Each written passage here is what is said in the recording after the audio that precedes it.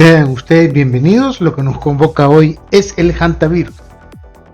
¿Por qué vamos a hablar del hantavirus? Bueno, primero porque tenemos el caso del barco que iba de Argentina a Gran Canaria y que se detectó una mini epidemia por hantavirus, de enfermedad por hantavirus. La otra cosa es que es una enfermedad que ha existido desde la Primera Guerra Mundial, pero que no se le había dado la importancia necesaria, y los hantavirus son una familia más bien de virus, no es solamente uno, pero vamos a tratar de revisar lo más posible en este video, así que los invito a quedarse conmigo y ver esta revisión. Bueno, en primer lugar hay 4 cosas muy importantes. Lo transmiten los ratones y los topos. Es importante saber que los roedores, estos que se mencionan, no son afectados por el virus, pero sin embargo sí son los huéspedes y lo transmiten al excretarlos. Luego, estos residuos de heces quedan en el polvo, en pisos, en techos y otras cosas, y entonces al contaminar con orina y heces, sencillamente eso del piso pasa a nuestros pulmones. Luego tenemos que hay 2 tipos de enfermedades, la SCPH, que es en pulmones y corazón, y la otra que se llama FHSR, que es básicamente de sangre y de riñón. Y por último, es raro, generalmente no es letal, pero sí requiere cuidados intensivos, así que es una enfermedad rara, poco común, donde hay ratones y que se transmite por vía aérea.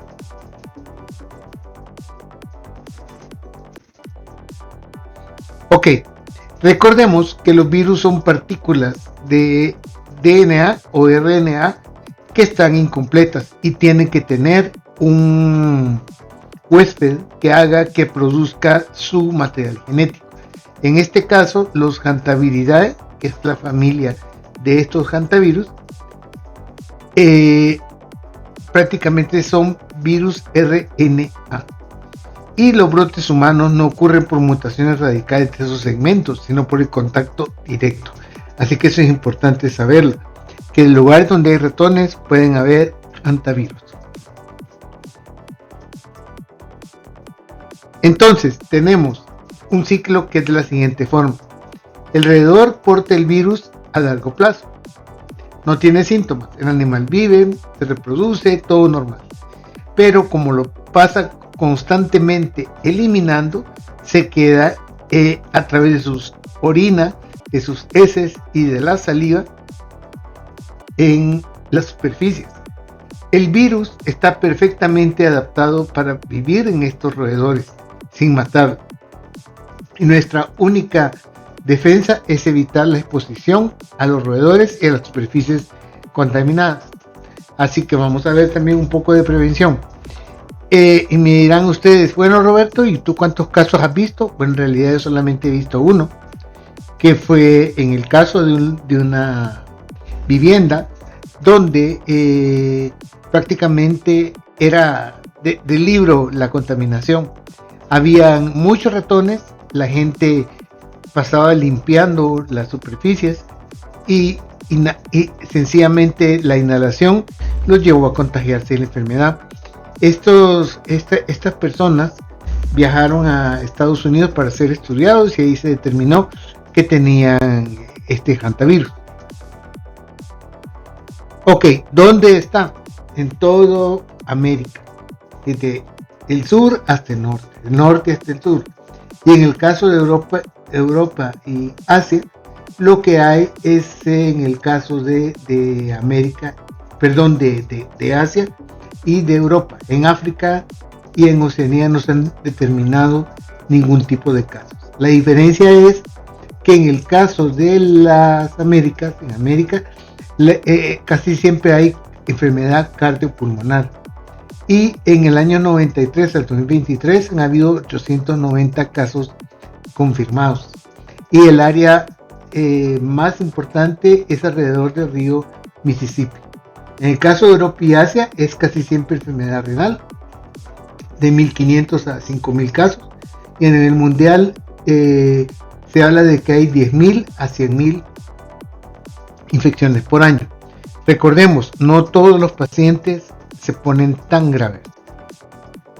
Entonces, sencillamente en los lugares donde hay ratones, ese polvo se vuelve el contaminante principal, se inhala y es así como pasa a causar enfermedad, pero también por contacto indirecto, cuando se tocan la superficie donde han pasado los ratones y luego se tocan la mano y la boca, luego por contacto directo cuando los roedores lo atacan a uno, y la otra es alimentos contaminados. Las zonas de alto riesgo son espacios muy cerrados o mal ventilados, trabajos agrícolas y forestales y el dormir en cabañas rurales contaminadas. La epidemiología de este virus puede ser explicado por el llamado virus Andes.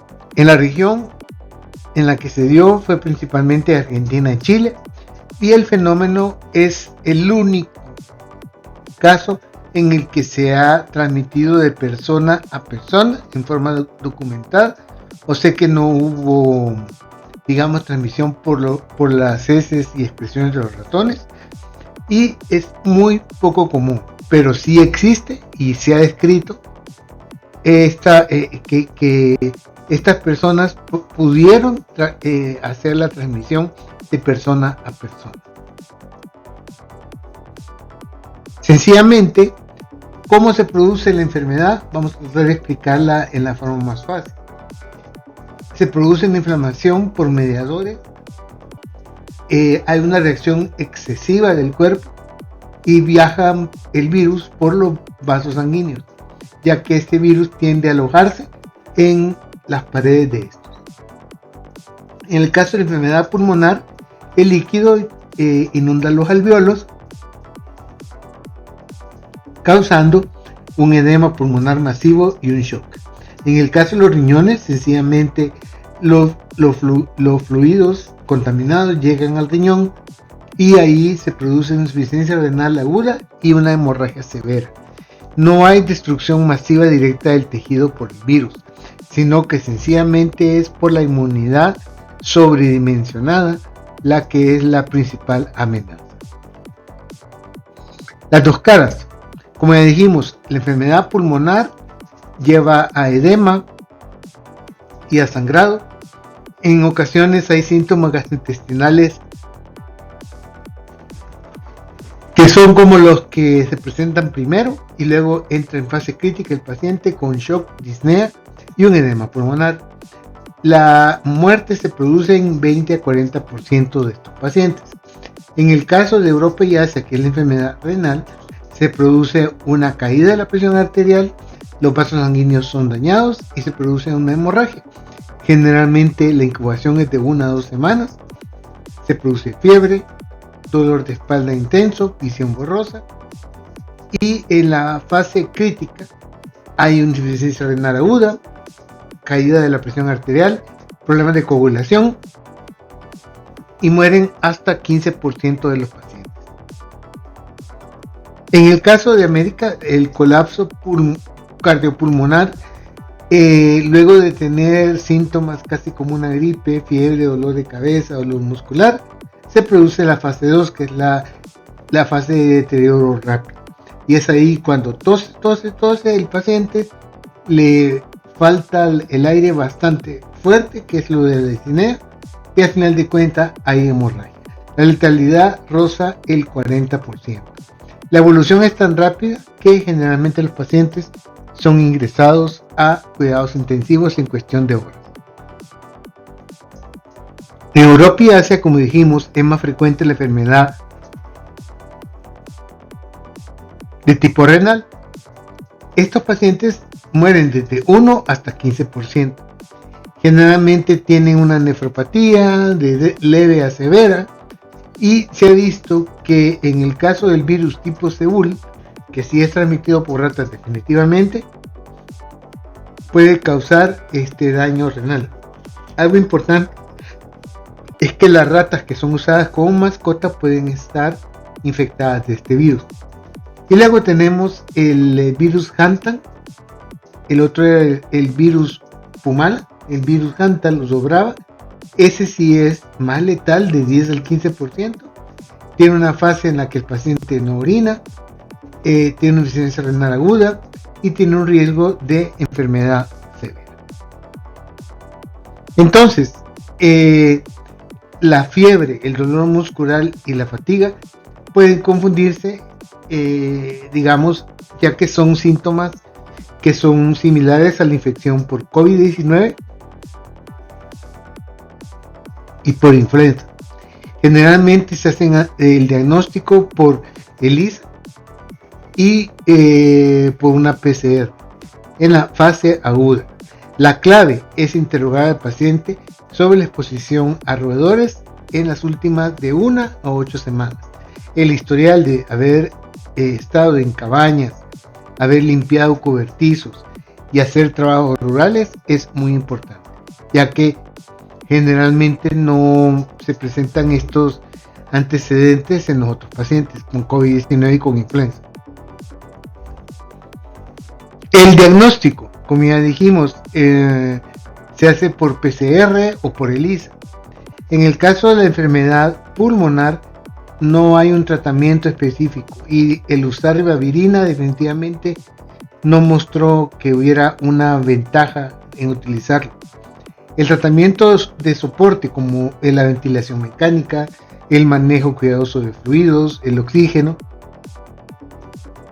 es importante. Y en el caso de una intervención en un caso extremo, puede utilizarse por oxigenación por membrana extracorpórea, pero en este caso lo más importante es que se ha visto una sobrevida bastante buena, hasta del 80% utilizando estas intervenciones extremas. En el caso de la enfermedad renal, el tratamiento de soporte con fluidos y diálisis es bastante importante, y la ribavirina, si se administra de forma muy temprana, produce bastante mejoría en la sobrevida y en los síntomas severos.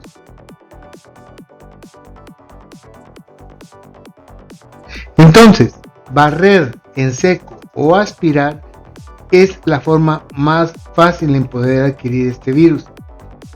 La otra, empapar, esperar, rociar con desinfectante o con cloro por 5 minutos, después esperar para hacer la limpieza es mejor, o bien limpiar con toalla de papel, trapo húmedo, guantes y lavarse las manos, así como usar mascarilla.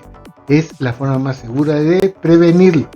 La otra cosa, las ratas mascotas generalmente también transmiten este virus. Entonces, la cronología del descubrimiento y el veredicto final. Como les dije, esta enfermedad viene desde 1914, en el que se da la nefritis de trinchera y que se cree fue causada por el hantavirus. En 1951, en la guerra de Corea, se documentó que habían hasta 3.200 soldados afectados, y fue cuando se describió la existencia del virus Hanta en 1978. En mayo de 1993, el brote de Four Corners, el nacimiento del diagnóstico de enfermedad pulmonar asociada a hantavirus, así como el virus sin nombre, el fenómeno del niño multiplicó por 10 la población de roedores, así que aquí hubo bastante forma de estudiarlo. Y en el 2012, el Parque Nacional de Yosemite era el ejemplo clásico de las cabañas infectadas, y es así como digamos que se fue estudiando esta familia de virus. El hantavirus es el ejemplo clásico de una infección llamada por spillover, o sea, por desbordamiento, y la mejor forma de evitar problemas de este tipo es las prácticas seguras de limpieza, así como evitar el contacto con roedores. Entonces, si hacemos un historial, vamos a ver la Primera Guerra, las rifles de trinchera, de 1911 a 1914. Luego en Escandinavia se descubrió una forma renal, la cual es muy leve, y para 1945 se describió una epidemia de enfermedad renal. En la guerra de Corea, como ya les dije, se describió como una fiebre hemorrágica coreana y se describió el tipo de virus Hantan, que es lo más importante de esa época. En 1978, vean el tiempo que pasó, que se descubrió que los roedores son quienes transmiten este virus a través de sus excretas, y de esta forma se comenzó el estudio en una forma un poco más suave, más definitiva, por llamarlo así. El ratón de campo rayado Apodermus agrarius, este fue el que más se estudió, y como estaba cerca del río Hantan, por eso se llaman el virus Hantan. Luego Four Corners, que ya se mencionó, en este caso en mayo de 1992 y 1993 se determinaron varias vías de contaminación. Se también comenzaron el primer tratamiento empírico, como ya les dije, con ribavirina, y fue muy importante debido a que se estudió muchísimo. Los brotes recientes, ya se mencionó el del Parque Nacional de Yosemite en las diferentes cabañas, especialmente en las tiendas llamadas Signature, que se mostraba infestación de ratones ciervos. El virus de los Andes, del cual ya hablé, este fue muy reciente, en 2018, y ahí fue donde se documentó la primera transmisión persona a persona. Ok, ¿por qué hice este video? Ya que hantavirus pues no es una enfermedad, digamos, muy diseminada, fue precisamente de este crucero. Estoy realizando este video en mayo del 2026 y se ha confirmado 5 casos de hantavirus en un crucero llamado MV Hondius. Este crucero iba desde Argentina hasta lo que es España. Actualmente el virus está dirigiéndose el barco se está dirigiendo a las Islas Canarias y se está estudiando epidemiológicamente, y también se está tratando de ver cómo se originó este brote. Muy probablemente haya sido por las ratas, ¿verdad?, en el barco.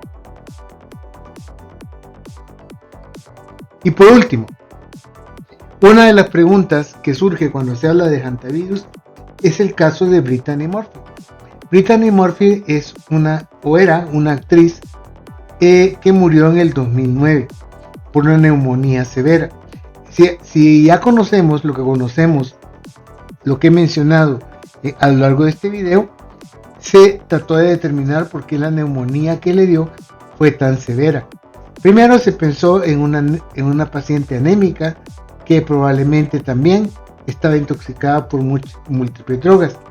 Se han hablado de varios síntomas en los informes oficiales que hacen pensar que probablemente haya tenido que ver un Aspergillus, un hongo que es muy tóxico, que también existe en los techos de varias casas, más que todo antiguas, que hubo un envenenamiento por metales pesados, y por último que consumió drogas contaminadas con veneno para ratas. Pero díganme si no, surgió también la teoría que haya sido un hantavirus, ya que habían ratas en el techo de su casa, y no solamente murió ella, sino que años más tarde en el mismo año murió su esposo también con una cosa similar. Así que es muy probable que también se haya tratado de un caso de hantavirus, pero ya no se tocó más el tema, ya no se manejó más el tema. Entonces queda la duda si en realidad fue también un hantavirus el que tuvo que ver con esto. Así que gracias por haber llegado conmigo hasta el final de este video. Los invito a compartirlo, a suscribirse al canal y también a darle like. Gracias por ver el video, suscríbete y dale like.